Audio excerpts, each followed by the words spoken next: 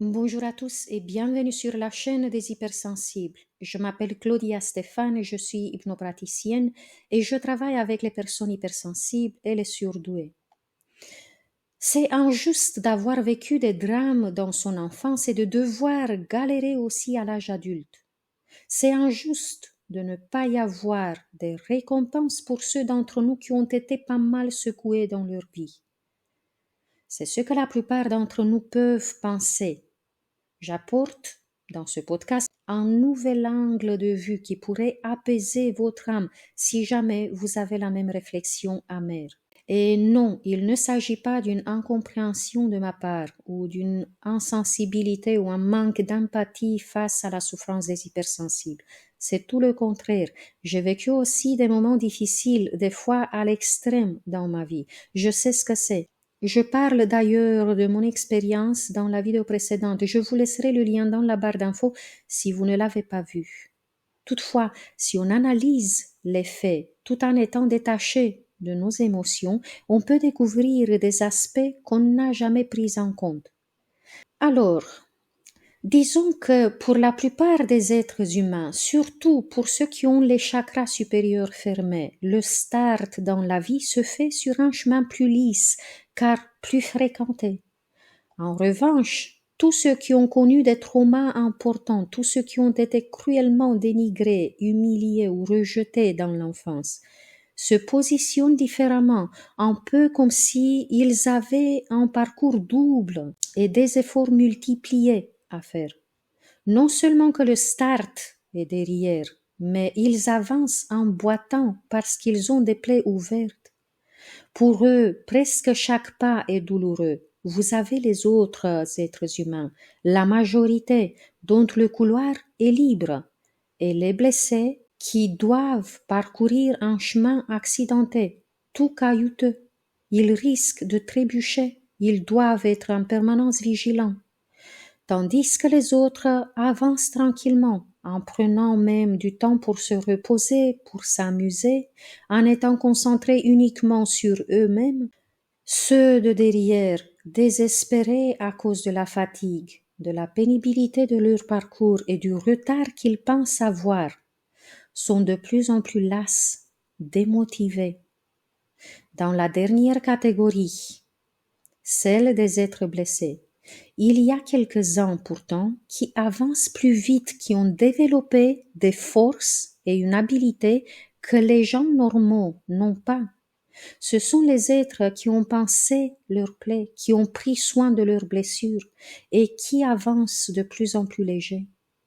Ils peuvent maintenant dépasser aisément les autres qui ont pris le départ facile, car ils ont réussi à activer un potentiel plus grand. Et si tous ceux qui ont pris le chemin le plus difficile sont en fait ce qu'on appelle dans la spiritualité les vieilles âmes, et si leur parcours de vie n'était pas une injustice, et si c'était en fait des blessures qu'on traînait avec nous depuis des vies entières, des plaies qu'on n'a jamais su réparer jusqu'ici, et si on les a amenés dans cette existence-ci, en sachant qu'il était plus facile que jamais pour nous de les guérir enfin. Les personnes les plus spirituelles parlent du fait que dans cette période-ci où nous nous trouvons, on est fortement aidé et on ressent avec plus de clarté la guidance qui nous amène vers notre source. Ça a été d'ailleurs prédit que cette époque dans laquelle nous vivons est une des périodes les plus favorables au changement antérieur. Et on ne peut pas le nier, il y a 30 ou 40 ans, il y avait juste une poignée de personnes qui parlaient de la spiritualité, de la puissance antérieure de l'être humain et du potentiel en or qu'on a en nous. Aujourd'hui, c'est plus facile que jamais d'avoir accès à des outils qui nous aident à évoluer, qui nous aident à nous dévoiler à nous-mêmes et à changer notre réalité. En thérapie individuelle, les hypersensibles qui sortent de l'emprise de notre mental touchent des profondeurs insoupçonnées de leur être. Ils ont accès à des mémoires anciennes qu'ils arrivent à libérer. Ceux qui travaillent depuis des mois ou même des années ont libéré beaucoup de vies passées et des blocages énergétiques. Il se peut que ce temps difficile et controversé pour l'humanité apporte en fait une énergie puissante de changement. C'est à nous de la saisir et de poser l'intention de sortir des cycles interminables de souffrance et de limitation. Et il se peut aussi que, justement, les êtres qui ont eu le parcours le plus difficile aient la capacité de percevoir la nouvelle lumière qui arrive sur Terre. Ce chemin caillouteux pourrait être non pas une injustice, mais un tremplin qui nous a préparés pour cette évolution, pour cet envol. Malgré les secousses, on a besoin de rester centré dans notre cœur pour nourrir la lumière en nous, parce qu'avant un grand changement, il se peut qu'il y ait du chaos, que des anciennes blessures remontent à la surface. Vous me direz, j'espère, en commentaire si c'est ce qu'il se passe dans votre vie actuellement. Et si c'est le cas, n'abandonnez surtout pas le travail sur vous-même. C'est le plus important.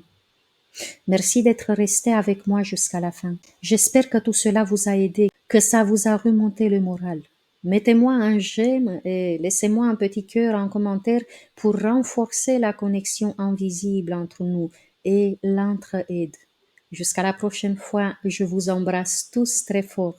Prenez bien soin de vous.